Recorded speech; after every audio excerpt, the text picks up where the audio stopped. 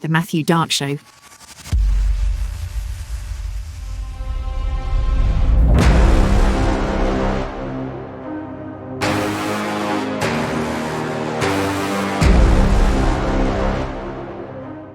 Ladies and gentlemen, praise God. Welcome in. So good to be with you. A couple of issues need to be addressed right out of the gate. The Iran war is back on. If you remember, 4 weeks ago today, the MOU, Memorandum of Understanding, was signed. J.D. Vance was touting it. The idea is that this 60 days would be immediate ceasefire. Peace would break out immediately. The Strait of Hormuz would open. Ships would travel, free flow. There's no problems, hostilities. That did not go very well, as we expected on this show, that we are right back to now probably the most intensive of bombings, and they're coming every day. President Trump has promised that they will only escalate unless Iran submits to these current new conditions. Here's where Iran is in a world of trouble. The Strait of Hormuz, controlled by Oman and Iran, has got two routes, a northwest route and a southeastern route, northeast, southwest. That's how they're lined as far as Oman in the south, Iran in the north. The main traffic has been going through this northern route, through Iran, out through and into the Indian Ocean, okay? That is still being barricaded, blocked. It's not free flowing right now. And so what Oman did was open up off of their coast route to where ships could leave the Gulf and then exit through that way and avoid all of Iran's hostilities or a toll or any permissions needed, okay? The issue with Iran is that they know the moment they lose control of the Strait of Hormuz, there's no more leverage, there's no more bargaining, there's no more you're out, and the United States is going to continue to impose its will on Iran, the sanctions. Of course, we reported Iran was going to be able to sell legal oil all throughout the world under this 60-day license that was granted by the Treasury Department. They have revoked that, so they're back to selling black market. So it really does intensify. Trump has promised civilian infrastructure bombing. This is bridges, this is roads, this is airports, energy infrastructure, water infrastructure. Basically, now he's coming after the people in a response to Iran's ongoing hostilities towards ships making passage. The way Iran wants it is you have to get our permission. They're not charging a toll right now, but you have to get our permission to come in and out of the strait. Oman says, well, we'll do business with you, and you take this southern route that avoids all that. And that's why they're beginning to fire in Kuwait, fire on ships that are trying to avoid passage to the Strait of Hormuz. Of course, the United States blockade is back in, blocking the ports of Iran coming out. So you're back to a standstill, back to a freeze. Of course, before February 28th, 94 ships a day would get through that strait, no problem at all. It's under 5 now, probably going lower than that. We're at a standstill. The other major implication that's going on right now is no insurance company wants to do business in the Strait of Hormuz in the Middle East right now. We're not going to insure ships that have a very good chance of getting blown up or compromised through the hostilities. So we're back to where we started, but probably worse. Now, gasoline has not, and oil prices have not ticked up. We still have countries using a tremendous amount of oil reserves, and you do have OPEC raising production. So you have stable oil under $80, which is not good, but it's not going to generate the $5 and $6 gas, the fear of just smothering inflation coming onto Americans. So that is moving, and that is only going to intensify. Unfortunately for Iran, they don't really have any bargaining power left. If ships are going to avoid their part of the strait, they're done. They're toast. They're forced to give up nuclear weapon ambitions and ballistic missile ambitions. They can't control the Strait of Hormuz. They're a sitting duck for the United States. And of course, Trump has now said these are crazy people. He has gone back. He said they were smart, they were tough, they were good at, not good people, but they were good at negotiations. And now he's calling them lunatics and doesn't want to do business with them. Okay. So these are the consequences, though, of getting yourself involved in something that you had no business getting involved in. All right. And so we find ourselves now on an increasing escalation in intensity over there with the bombings. Kuwait, Qatar, UAE, Saudi Arabia, those are all targets right now for Iran, and they have no choice. They don't have missiles that could reach the U.S.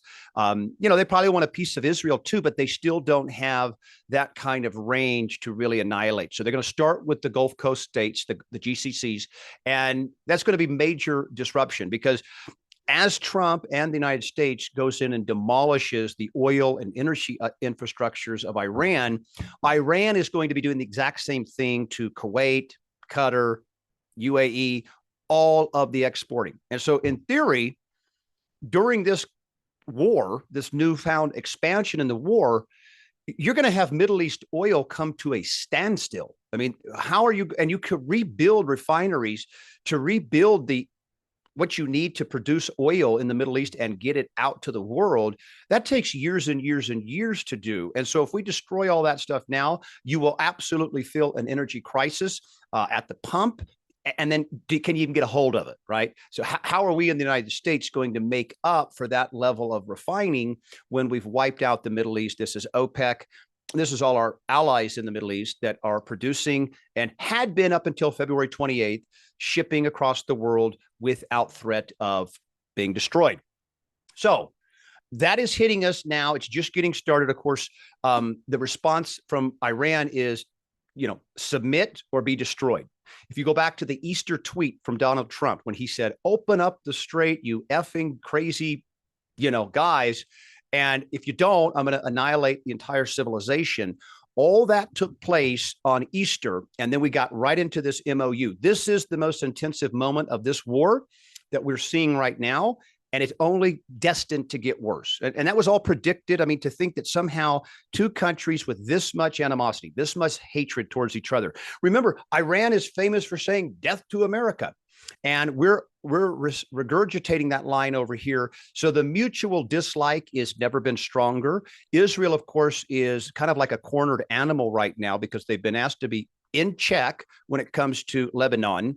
And then, of course, their desire is to see Iran completely wiped off the planet. So there's many pieces and factors, but I guess the most overwhelming one that came to us this week is this NDAA, National Defense Authorization Act. And of course, you guys all know about the Section 1219 that is going to put merger between the U.S. and Israeli militaries. They're going to be sharing data, sharing technologies, sharing AI, coming together. Okay.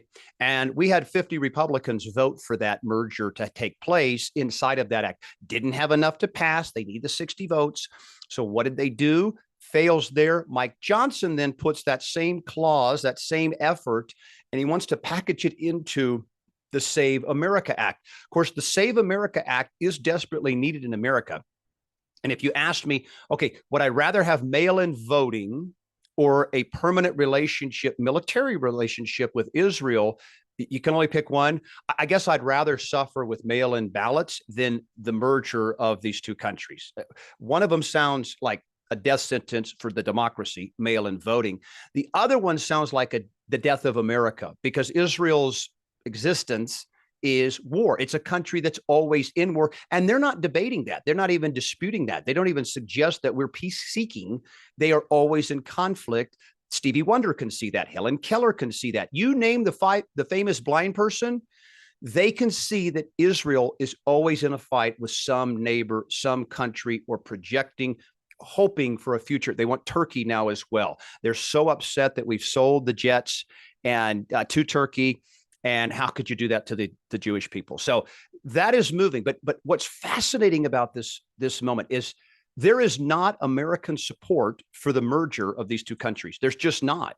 We've already talked about on this show, Israel has gone from 2/3 U.S. support to 1/3 U.S. support. And so the Zionist, that group, the globalist, the greater Israel first crowd is a shrinking crowd for sure.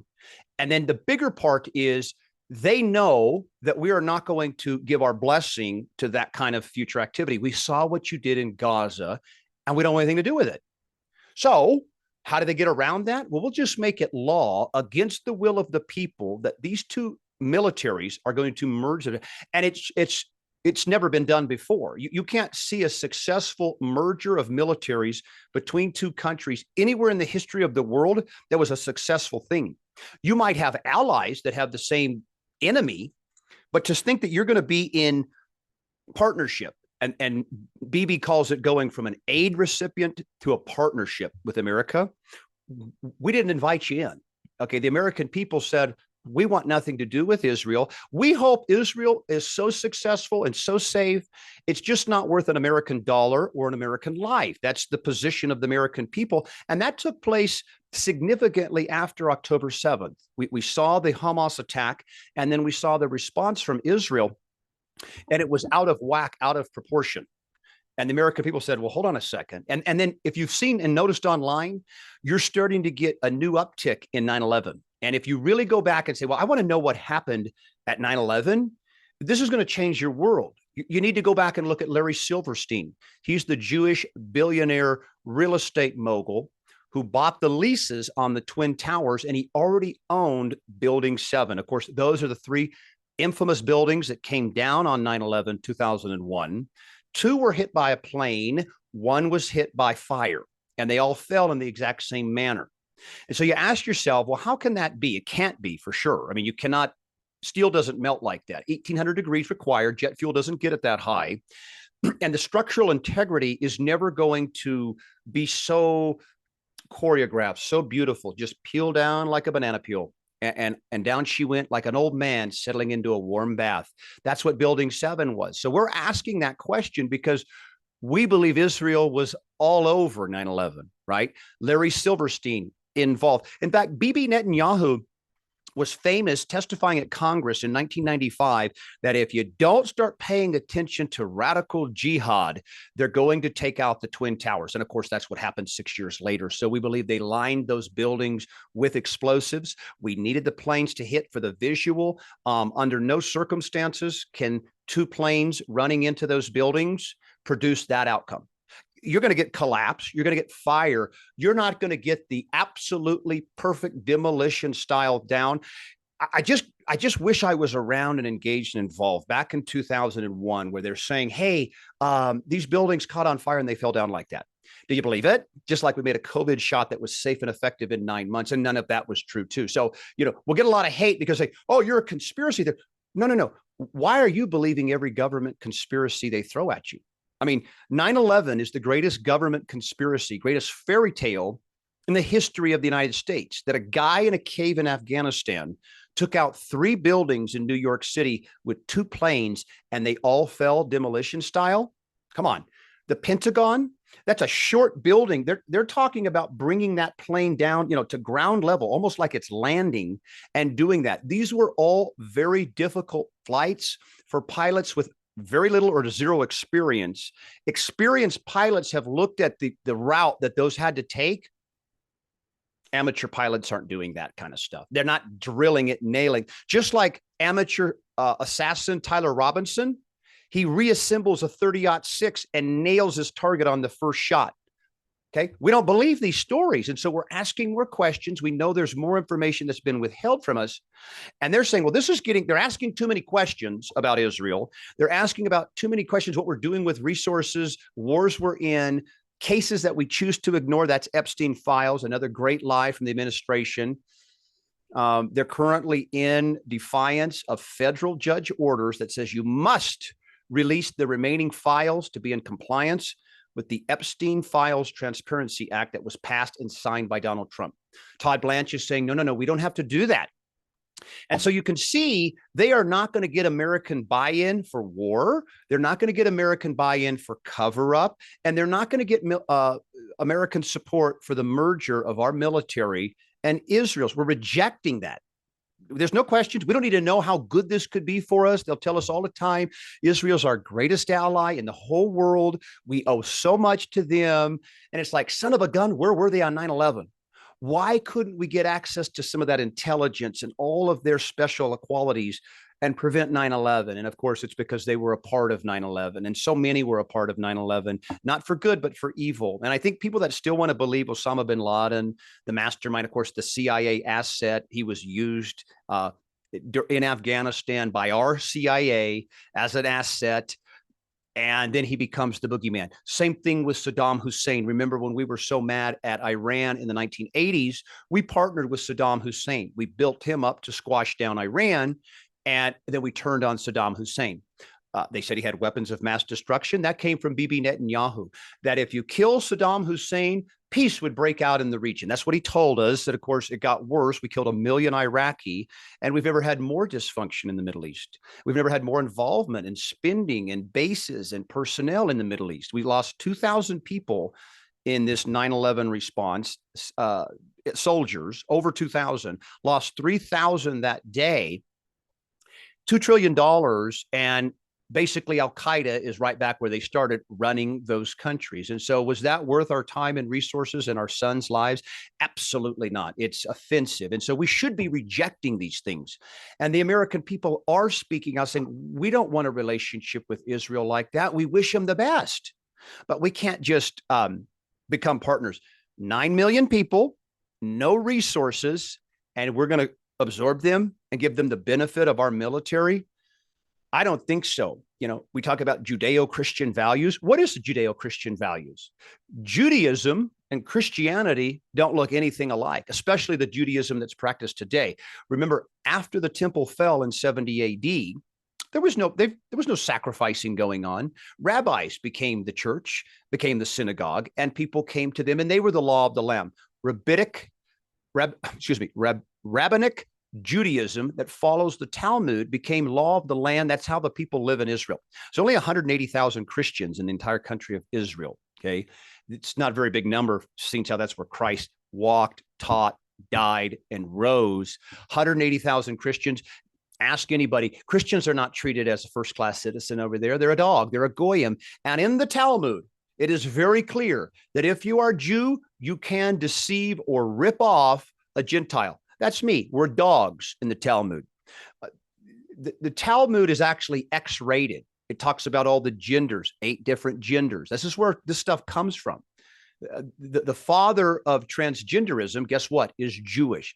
The father of communism, Karl Marx, is, guess what, Jewish. So we don't have to do a lot of research to go back. The Bolshevik Revolution that killed 30 million Christians, it's a 84% Jewish leadership. Okay, so we're not asking a lot of questions about, well, now, why are we in partnership with a group that's capable of all that and actually going a completely different path than America? So the Judeo-Christian fallacy is now being exposed. Zionism, Israel can do no wrong, that's been exposed in America, and it's over in America. There is no way for Israel to get back into the average American's good graces. Because of what you did in Gaza, you refuse to stop and you refuse to accept responsibility for it. They still think they're the victim for October 7th, even though Benjamin Netanyahu is the one that created the funding for Hamas to thrive in Palestine. Okay. Qatar, $35 million a year. That was brokered by Bibi Netanyahu. Why would he want to keep funding a terrorist group that's hurting his people? Well, his worst fear is a 2-state solution over there. And as long as there's chaos and terrorism, he's saying we can't have that relationship with them. We're going to have to eventually exterminate them. And that was the point of October 7th. Don't let anybody let you think differently. They allowed that response to get significantly worse.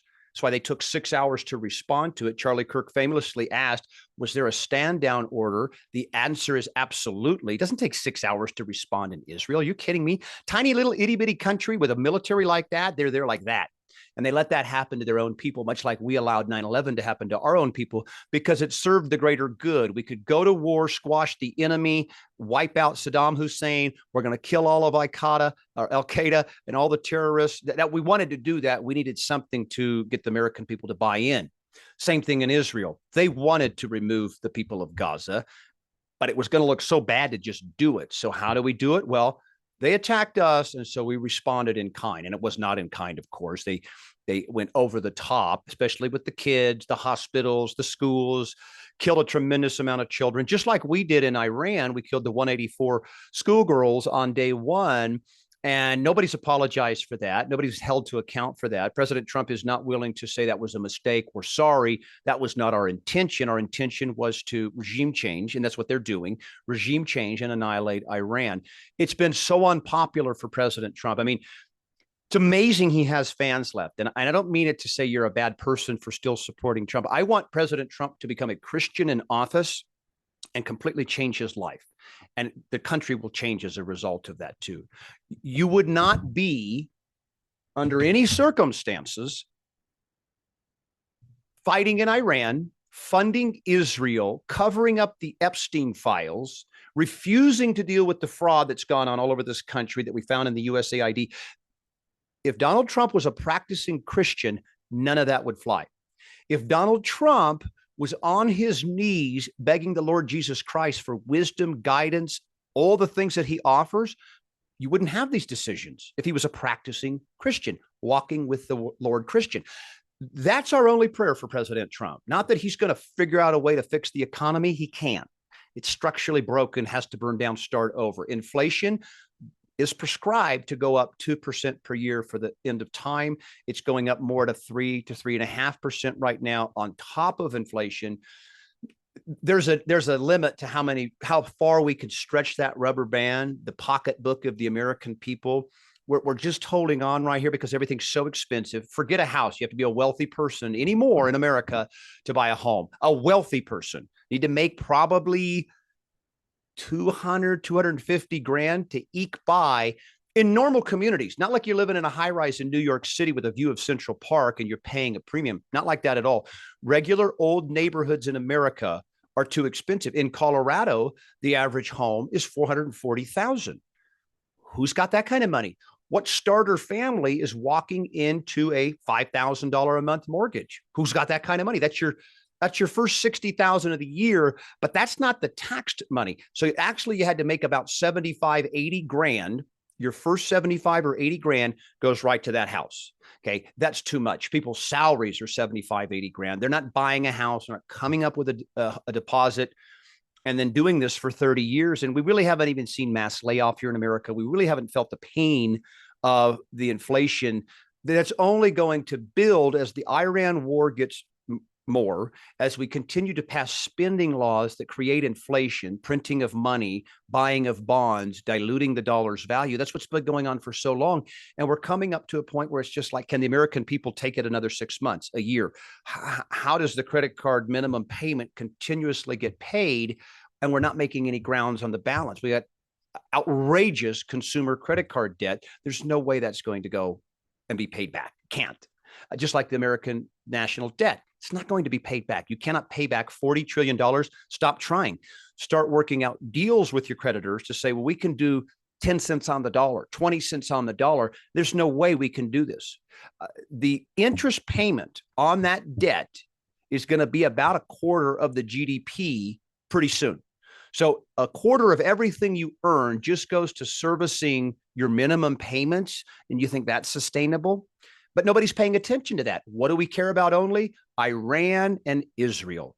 Israel, of course, a very needy country, a demanding of resources country, always has something that they need. I mean, what a friend, huh? Hey, can we just hang out and maybe go Dutch on dinner? But no, it's everything has to be taken care of for Israel. And American people rejected that. And they continue to reject that. And so Congress said, hey, I don't think this is going to work. They're not believing our stories that Israel's actually the good guy. They think we're full of crap. So we'll just make it law to where it would require a new law to undo. And, that's very difficult. So that will become permanent. And then it doesn't matter if they complain.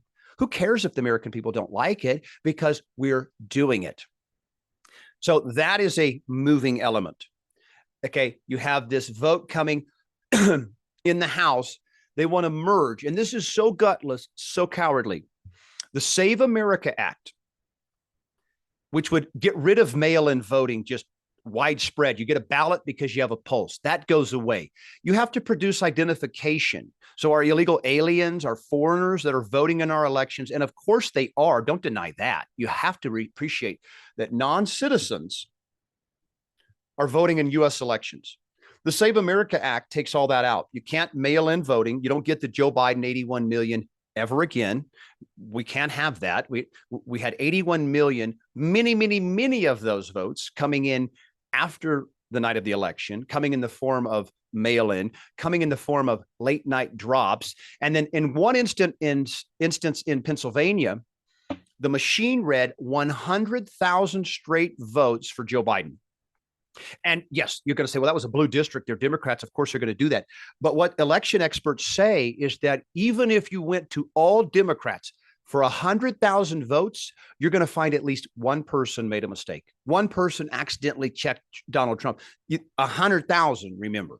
How many votes did we have cast during the 2020 election in which Joe Biden was the only thing they picked? They didn't pick a senator, a representative, or an amendment. That's the only thing they voted for was Joe Biden. They were so passionate about that. And of course, we know the 81 million didn't happen. We know it was a prelude to January 6th, which is a complete con and fraud on the American people. Okay, people that conducted violence that day, hold them to account. The FBI was all over that crowd. The FBI was inducing that crowd, encouraging that crowd. Ray Epps, as you famously remember, we got to storm the Capitol. And what did the people in the crowd start saying? You're a Fed. You're a Fed. You know, we know what you're doing. You want to set us up. And of course, Ray Epps never was charged. He eventually was way after the fact, but he was clearly inciting a riot or inciting violence by saying, we don't care. We're going in. Are you with me? And they started saying, Fed, Fed, Fed. So much like 9/11, much like COVID, the January 6th was another government psyop, intelligence act. Manipulation, propaganda forced down the throat of the American people. You have to know that. And of course, so many do. The 700 arrested, of course, all received pardons from President Trump. That was good. President Trump, remember, got in a lot of trouble because he was going to create a fund that would then pay out those people and do it kind of off the books and not through Congress. That was shut down. But of course, January 6th is an ugly stain on America. And, you know, it's hard to rank it where it goes. 9/11, COVID, the fake 2020 election, January 6th. You know, the Epstein cover-up is probably the mother of all, if you really think about it, because what does the Epstein files really contain? Okay. It contains high dollar, largely influential people in power or in decision-making capacities. It has them a part of pedophilia, child sex trafficking, kidnapping, murder, torture, abuse. Okay. So make sure we understand why we're so emphatic that we have the Epstein files and prosecutions. Is very wealthy men, billionaire people so much richer, they are throwing away on a day more money than many will make in a week, in a year, in 2 years. And they're allowed without consequence to rape children. And so that's why we're saying, well, hold on a second. Anybody who touches a child should die. But you're telling me that these people are going to be intentionally overlooked and protected. Why? Because of their standing in the culture, that we need them somehow. Pam Bondi was famous and say the whole system would collapse if we did everybody. That's what we're asking for. When Donald Trump went to the White House the first time, the campaign, the motivation was drain the swamp. Drain the swamp. Your swamp lives in the Epstein files. And he's done everything in his power to avoid cleaning the swamp. In fact, he's joined the swamp, calls the Epstein files a Democrat hoax, calls the Epstein files something we should move on from. But yet we still won't give up the 3.5 million remaining files, and they have to unredact the names. We know Les Wexner, Leon Black, Jess Staley. There's a sultan in the Middle East. These people are named as co-conspirators by the FBI. We know there's many more. Prince Andrew is a great one. And why isn't Prince Andrew getting charges? Did any of those crimes take place in America or American interest? The U.S. Virgin Islands is an American interest. Mar-a-Lago is in America. So why have we not ripped Prince Andrew out of the UK and held him to account here in America? We haven't done that with anybody. Now, other European countries are doing it. They seem to take it more serious. Not sure why. Maybe that this is not so much a foundation of their government and their politics and their way of life like it is here in America. But we have some really horrific men that are guilty of horrific things to children. And President Trump has chosen to look the other way intentionally, bury this case intentionally, and then, of course, feel free to never look at it again. That's shameful. That's unforgivable, right? Because it means you either are in on it or you condone it, which is you either approve of pedophilia or you are a participant in pedophilia. Which one is it? Are you being threatened? President Trump, is your life being threatened about the release of the Epstein files? It's very important we know that. If you're not making your own decisions out of your own free will, the American people who own this country and fund this country demand to know who's putting the pressure on you to not release these files. Why would you intentionally do something that's so obvious? I mean, he would go from his terrible, pathetic 30% approval to probably 65 overnight if we had Epstein compliance. And he fires Todd Blanche. And oh, by the way, President Trump is encouraging Congress to confirm Todd Blanche as the Attorney General. Todd Blanche is on the record saying he will never reopen the Epstein files. Case closed. We did what we did. End of story. President Trump wants him confirmed as AG. Because why Pam Bondi? He could tell, I can't trust that she can keep this secret. I don't think she's a good enough actor. I don't think she's strong enough. And this takes the biggest, the strongest, the nastiest, the most corrupt attorney to protect these people. And so we can't allow that to go on anymore as American people. So we're rejecting the Iran war. We're rejecting the Epstein cover-up. We're absolutely rejecting the fact that our will is not being heard. We don't want a relationship with Israel like that. We wish them the best, but unfortunately, our time, talent, resources, and treasures, they're not meant for other countries. They're meant for America right now. And that's why you see an eroding approval rate with President Trump, an eroding approval rate with Republicans. Think about it. Republicans own the White House, the House, and the Senate. And what have we gotten done? One thing. What have we gotten done? One thing that promotes American prosperity. The big, beautiful bill was nothing. He closed the border wall, but we didn't deport. We covered up Epstein. We increased inflation. We did start a new war. We didn't end the Ukraine war. We're still putting money into that effort as if they could ever win. When do we get an America victory? When does something America first take place? And that's our frustration with the Trump campaign, is that the promises were endless and the expectations were right behind them. But then we've actually pivoted and we've done a different thing since day one, really, with Trump and all these things. Our patience is run thin, and in November, he'll have to pay the ultimate price, because here's the consequence for what he's done. He loses control of the Senate and the House in November. That's baked in. We already have election fraud, plus a pissed off culture, pissed off right that says, forget this. I'm not voting for a Democrat. I'll just not vote. I don't care, because it doesn't matter. What you're going to find is you will not be able to vote your way out of these current dilemmas. The system, the swamp, the deep state, however you like to do it, our government, though, is incapable of putting you and I first. It's not even in their thinking, not even in their skill set. So what happens in November is he loses control. What happens when he loses control in the House is impeachment. Immediately. He's immediately impeached. Now, would the Senate confirm him? He needs 60 votes. He needs a 2/3 majority in the Senate to convict.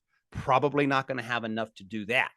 But we're going to put a stalemate, the brakes on anything that could be good for the American people. That will come to an end the moment January 2027 happens and Democrats say, you're impeached. And he could be impeached this time. He covered up the Epstein files. He started an illegal war. He's made $1 billion personally with crypto and assets that he has sold to foreigners and to his own followers, his own supporters. You have to step back, though, and make sure you understand. Trump made a digital coin, a meme coin, and he sold the living snot out of it to his supporters. And then once the insiders had sold, they pulled the rug out and let his fans, his voters, be left with a tremendous loss. I saw figures. If you put $100,000 in Detroit meme coins, you have $7,000 left. He made $600 million personally. And we're thinking we can vote our way out of it. So all we can do at this point is pray President Trump becomes a Christian, repents and turns his ways. Outside of that, it's a matter of when does he get taken out by the left, because this isn't going to fly. Oh, and then, by the way, the other major cultural issue right now, Charlie Kirk case. Now, the left doesn't care. They're not speaking about it. They don't have a comment on it. It's not involving their interest. They don't care. But another major split on the right, and hardcore influencers like Jack Posobiec, Officer Tatum, these kind of people are saying basically you're a fool if you think anybody other than Tyler Robinson killed Charlie Kirk. The 30-06 isn't going to work. The pictures, the surveillance, the fuzzy, that's not going to work. The fact that Tyler Robinson was 3 hours away when they say he was in custody, there's eyewitnesses in Utah at a steakhouse that say they saw him. He was eating there. His credit card proves it, right? But they say you're an idiot to continue to ask questions. And we're saying we're never going to stop asking questions. We're going to keep asking questions about Charlie. We don't believe a word you said. We don't believe a word you said about COVID or the 2020 or 9/11 or JFK, any of these things. It's been a lie. And so we're done playing games as the American people. We now demand the truth. And if you can't provide that, we're coming for you. You have to get out of Congress. You have to get out of Senate. We're rubber stamping these candidates, and they're in there for 30 or 40 years, like a Mitch McConnell, Lindsey Graham, 20 plus, 25-year plus people. Where's the accomplishment for the American people? What has Mitch McConnell or Lindsey Graham done to drive American prosperity? And the reality is they've done none of that. I can't. Thomas Massey, and we still don't know what he's done well. He's just opposed what's going wrong, is about the only one that I could say, I think he has America's interests first before anything else. There's not another person in politics that you could, certainly not Donald Trump, certainly not Donald Trump. We have spent every day since late February dealing with Iran. He told us he destroyed Iran's nuclear back last July. And here we are doing again, spending money. It's $1 billion a day, kind of a war, going to cause inflation. What more do you need? What more evidence do you need to know that this isn't working? This system, Republican or Democrat, doesn't work. It doesn't move the needle for the American people. It's the machine that gets fed, the military industrial complex, big pharma, big ag, and then everybody overseas. They're all taken care of way ahead of the American people, and we're saying we're done. And I wish we could say, well, we could just get Republicans in, things would change. Well, we did that. Nothing changed. It got worse. If we could just get Democrats out of politics, well, they're not in majority, but they're still winning today. That's the fault of Republicans, and Republicans that betray their oath to the American people. When we said, go get the bad guys, don't do new wars, deal with inflation, prosecute the criminals, get the fraud out of our government. And they did none of that. And it's because they both feed off of that same parasitic temperature, which is steal from the American people, print money, be totally distracted overseas and oblivious here in the United States. Could care less about this. What's going on in Iran? What's going on in Israel? What's going on in Ukraine? We're thinking about Lindsey Graham, who of course just died, 10 trips to Ukraine since 2022 as a U.S. senator. Why? How? Did you do anything else 10 times for the American people? Because Ukraine becoming a part of Russia changes our life zero. None. Has no involvement. It would save us money because we could stop spending money in Ukraine. Russia takes control of it. How does Ukraine having a democracy change life in the United States at all? Or Israel for that? How does any of these countries having a democracy anywhere in the world improve the life here at home for us? How? And of course, it doesn't. It has nothing to do with us. But if we sell to the American people, well, they're the only democracy in the middle of the East, they're the only democracy over here, they're pushing back communism, doesn't change my life at all. If another Ukrainian person voted or didn't vote, I wouldn't know, I wouldn't care, neither would you. If Israel, who claims it's a democracy, if no citizen in Israel ever voted again, who cares? It has nothing to do with your life. It has nothing to do with your family or the sustainability of America. It doesn't matter. So stop with the foreign distractions and focus right here at home. You have very little time. You have 3 months, 4 months for November, in which the country is going to get rocked again, because now here comes Democrats, and now they have ammunition, and now they can use pissed off MAGA people that said, hey, you guy betrayed us. He's a piece of crap. I don't care what happened. You think if Trump was going to get impeached again, he would have all Republicans on his side? I promise you he wouldn't. No. They would be victorious in this. And then you're going to find senators that say, well, geez, Donald Trump is a sinking ship. Do I really want to step out and defend this behavior? Or do I want to maybe say, I want to be around for the future? And the future is not Donald Trump. Are you kidding? Digital currency, AI, data centers, cover-ups.